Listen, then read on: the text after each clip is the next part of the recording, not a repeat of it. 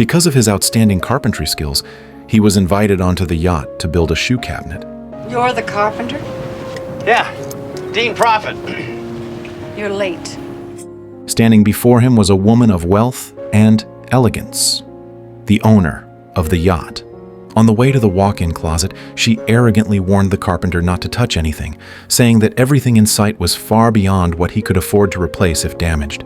Dean didn't take her warning seriously and quickly followed her into the room.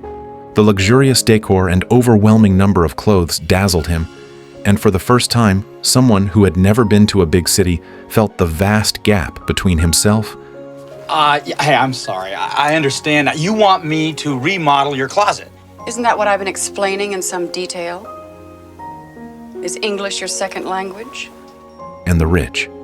As she spoke, Joanna sprayed 2 pumps of perfume toward him with visible disdain. Before Dean could react, the butler, Andrew, entered the room with a tray of fresh caviar. Watching the woman lecture the butler nonstop, Dean felt a wave of disgust rise within him, and without arguing further, he focused on building the shoe cabinet. Having now witnessed Joanna's overbearing personality, all he wanted was to finish the job as quickly as possible. The determination to leave sparked his potential. What was supposed to take 2 days to finish, he forced himself to complete in just 1. But instead of being impressed by the clever design, Joanna dismissed it as flashy and impractical. Not only that, she looked down on him and questioned why he used cheap oak instead of expensive cedar, without giving him any chance to explain, and demanded a remake in a tone that allowed no refusal. Finally, unable to tolerate the attack on his professionalism, Dean snapped. To Joanna, Pay me the money you owe me. Job was not done to my satisfaction. Oh, I got news for you, lady. No job will ever be done to your satisfaction. Well, that's quite enough. Now just get out. Hey, no problem. Just pay me the $600 you owe me and I'm gone. Captain Carl, start up the engine. the payment meant nothing, but she was determined not to pay him, simply to punish him for defying her. Sensing this, Dean's long-held frustration exploded, and he refused to stay silent any longer, shouting his grievances and listing every unpleasant trait she had, from her arrogance to her harshness. The crew stood quietly and listened. Their hearts stirred with silent agreement, and one by one, they broke into applause in support of Dean. This scene made it clear that Joanna's behavior on the yacht had long since cost her the support of everyone around her. Humiliated and furious, she felt the yacht begin to move, and in a fit of rage, she shoved Dean overboard. Not only did Dean walk away unpaid, but all his tools were ruined by the seawater. A devastating loss for a single father raising 4 children. After borrowing money from friends, he swore that if he ever saw that woman again, he would make her pay dearly. That very night, as if the heavens had heard his anger, something happened to Joanna. While walking on the deck, she dropped her ring into a seat cushion, and just as she reached to retrieve it, the boat rocked violently, and she fell overboard. Watching the yacht fade into the distance, her vision grew blurry. The next day, in a town 80 kilometers away from the incident, local news reported that fishermen had found an unconscious woman by the dock, and though she was out of danger after treatment, she had lost all memory due to hitting her head on a reef. Grant, the yacht manager, saw the news on TV and rushed to the hospital, but after confirming Joanna had amnesia, he denied knowing her. Is that her? Fire cure me! I demand you do something! Do you hear me? No, I never saw her before in my life. His behavior was understandable. Since Joanna had lost her memory, why invite trouble by taking her back? Their job was to manage the yacht, not take care of her personal life. And so Joanna became an unclaimed Jane Doe, with her story replayed daily on the news. Coincidentally, Dean lived in that very town. Seeing the report, he felt she had gotten what she deserved and came up with a bold idea. If she couldn't recognize him, why not claim her and have her work off the damages? Ignoring his friend's objections, he rehearsed his story and went to the hospital. Stop! I don't recognize this man. Your wife's had an almost total loss of memory. I can't believe she doesn't know her own husband. When Joanna heard a stranger claiming to be her husband, she immediately panicked and refused to believe it. So Dean recited a story he had long prepared. I've forgotten numerous things, but I truly, from the depths of my soul, do not remember you. Now, The doctor and the guard on duty exchanged skeptical looks. Helpless, Dean played his trump card. He said Joanna had a small cat tattoo on her left hip. He had seen it by accident through a glass panel while working on the yacht, never expecting it would come in handy now. Joanna hesitated, stepped behind the TV, and nervously lifted her hospital gown. The result was obvious. Even if she denied it now, it was meaningless, because to the doctor and the guard, only someone truly close to her would know such a private detail. When Joanna got into the beat-up pickup truck and traveled the winding forest roads that ended in a rundown wooden house, though she had lost her memory, a lifetime of luxury was already etched deep into her bones. Faced with this shabby house, Joanna instinctively resisted and grew suspicious. But under Dean's insistence, she reluctantly followed him inside. Charlie tried to kill my Boom! Hi, Mom! Hi, Mom! We're so glad you're back. His children, who had been prepped in advance, threw themselves into the act with all their might. Seeing this, Joanna fell into total confusion and despair, beginning to believe she really might be Dean's wife. After all, in her mind, innocent children don't lie. But just as the thought took hold, the oversized clothes on her body triggered a new wave of doubt. Dean quickly responded to each of her questions with clever lies. Although she still had many unanswered suspicions, with no concrete proof and nowhere else to go even if she exposed the lie, Joanna had no choice but to temporarily accept this reality. Besides, the doctor had said that being surrounded by familiar things might help restore her memory. So, under the pretense of helping her recover, Dean arranged a series of chores for Joanna, doing laundry, cooking, cleaning. But amnesia can make someone forget skills. It can't give them new ones. Having grown up pampered, Joanna had no idea how to do any of these things, and she burned her hand just trying to cook. Let me see your hand. But this was only the beginning of Joanna's nightmare. The sun had just set, and the family had finished dinner. Before Joanna could even clear the table, Dean was already putting on his jacket, getting ready to head out. When are you coming home? When I feel like it. It just depends on how drunk I get. While Dean indulged himself out on the town, Joanna sat at home, alone, overwhelmed by growing unease. She suddenly realized a terrifying fact. Even if they truly were once husband and wife, the Dean standing before her now was no more than a stranger she had known for less than a day. What would she do when he returned drunk? After 2 hours of anxious waiting, Joanna finally convinced herself to accept whatever might happen. Just as she closed her eyes and mentally prepared herself, Dean opened the door. It turned out that, despite wanting revenge, Dean still held on to his moral bottom line and didn't take advantage of her in that situation. For Joanna, though the couch was terribly uncomfortable, at least she didn't have to face anything more frightening, and she let out a quiet sigh of relief. But the cramped sofa made it impossible for her to sleep. Just as she was finally about to drift off, a clap of thunder exploded through the night, startling the family's 2 dogs, who leapt onto the couch in fright. That's right, the couch used to be their nest. After driving the dogs away, Joanna had just laid back down when she felt drops of water on her face. The roof was leaking. And so, after a long night of tossing and turning, she finally fell asleep, exhausted. Gotta fix the kids' lunches or they're gonna miss their bus for school. I don't care if they don't go to school. Okay, they'll just be with you all day. The words worked like a spell. At the thought of having to take care of 4 kids all by herself for the entire day, Joanna jolted up like she'd been shocked and frantically started making breakfast. Looking at herself in the mirror, she tried to cheer herself up. If she could just adapt quickly enough, maybe her memory would return. But what she didn't realize was that she had already fallen completely into Dean's control. For the entire day, Joanna battled the endless chores listed on her task sheet, standing on tiptoes to clear spiderwebs from corners that hadn't been touched in years, scrubbing ancient grime from under the heavy fridge, folding piles of laundry the 4 kids had left all over the house. Under Dean's sweet-talking manipulation, Joanna soon found herself overwhelmed by housework every single day, with not a moment of rest. Eventually, the once pampered heiress couldn't take it anymore. It wasn't just the physical exhaustion.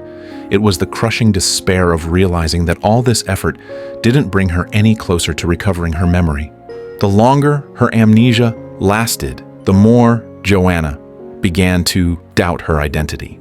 Dean quickly tried to fix the situation. "We just moved," he explained.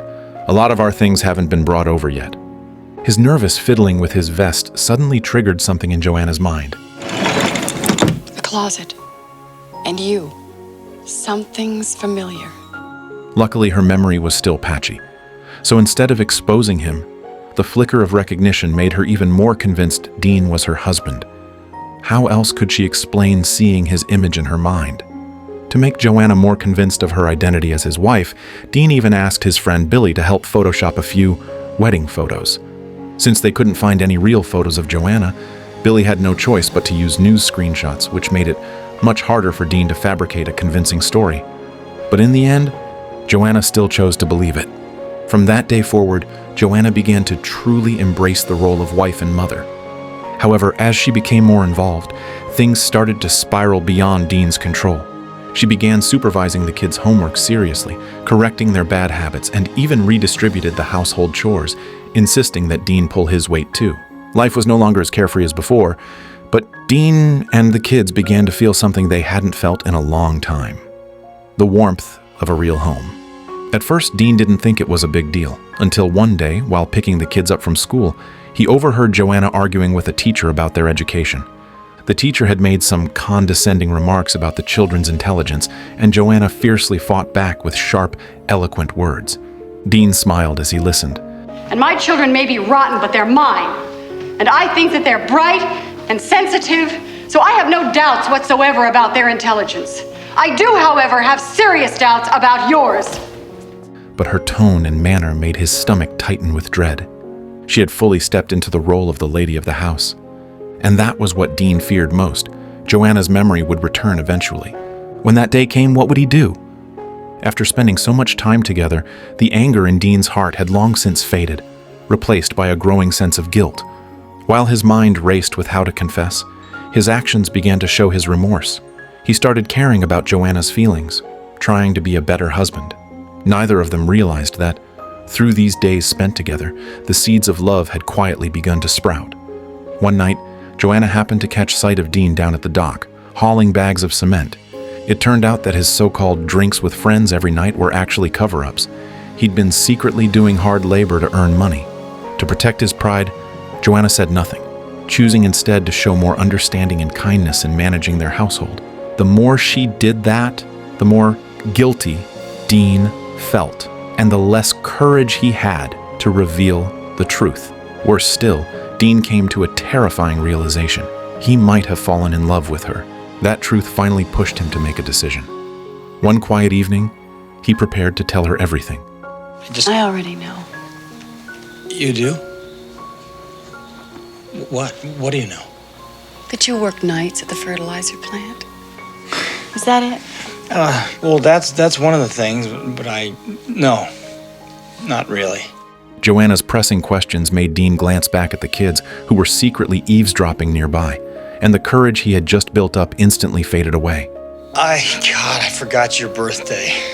Suddenly, Dean realized, if Joanna learned the truth and left in anger, it might only take him some time to adjust.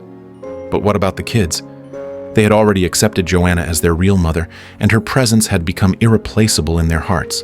Later that night, they celebrated a birthday at the town's little bar. After a few beers, they were both tipsy. They walked to the seaside railing, bathed in moonlight. Surrounded by the scent of flowers, the ocean breeze, and the silver light, Dean couldn't help but share childhood memories and dreams for the future.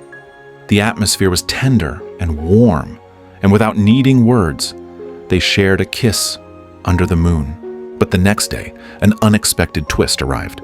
As the six of them returned home from the amusement park, they saw a luxury car parked at their door. Grant had arrived. It turned out Joanna's mother had grown suspicious after failing to reach her daughter and decided to check on her in person. Grant, usually drunk and fearful of being exposed, had no choice but to come and take Joanna back. Hi, Grant. I just have to put these in some water. At the sight of him, Joanna instinctively called out his name. Realizing what this meant, Dean's heart sank, and Joanna's memory began flooding back. Now reminded of her wealthy identity, Joanna, who had recently been struggling to make ends meet, was overjoyed and threw herself into Dean's arms. Thank you. Thank you for bringing me here and making me a wife and a mother. And why did you do that? You're that sweaty carpenter who hates me. She looked at the 4 children once more, her gaze filled with mixed emotions, then rushed into the house to pack. But as her eyes scanned the room, she suddenly realized that there wasn't a single thing in this house that truly belonged to her. Amid Dean's guilty expression and the kids' tearful pleas, Joanna still got into the luxury car and left. Sitting inside, she fought back tears, refusing to let them fall. The children had fully adapted to life with Joanna and unknowingly embraced her as their mother. Faced with her departure, they all wanted to stop her, but only Dean knew a cruel truth. Even setting aside whether Joanna wanted to come back or not, just trying to chase down a yacht with a fishing boat was already completely impossible.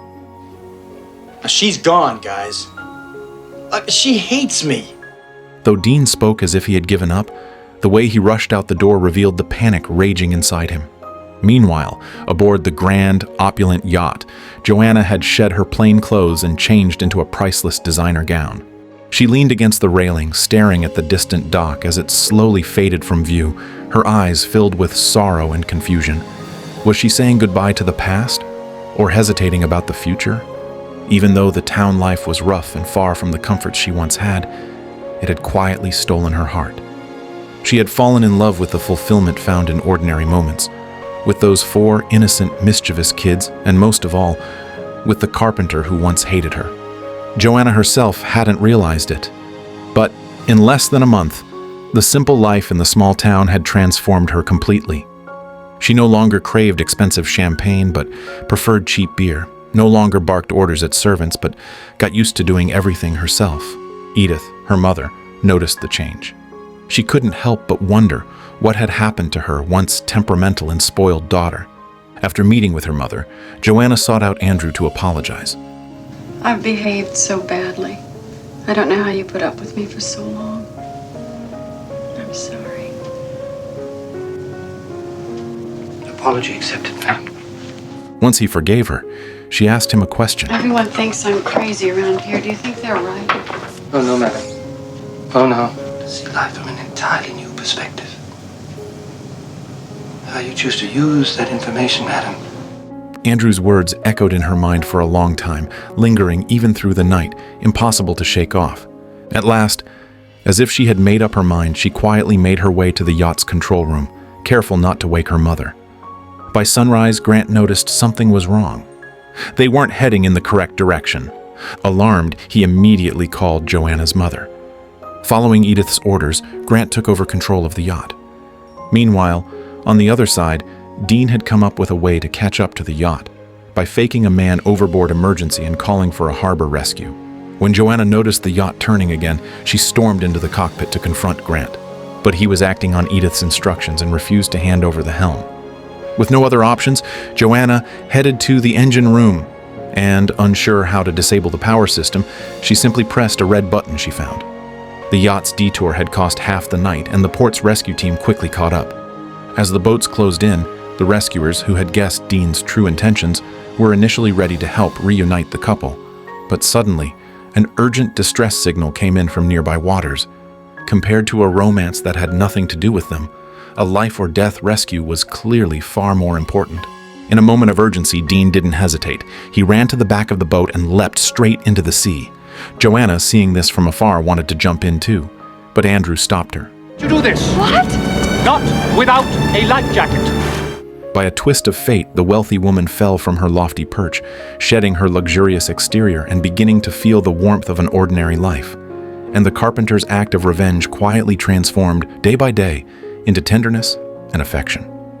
This dramatic encounter became a soul-to-soul exchange, where 2 completely different people found healing and redemption in each other's world. Life's unexpected twists often lead to growth, and those unplanned moments of warmth eventually dissolve misunderstandings and open the door for love to bloom.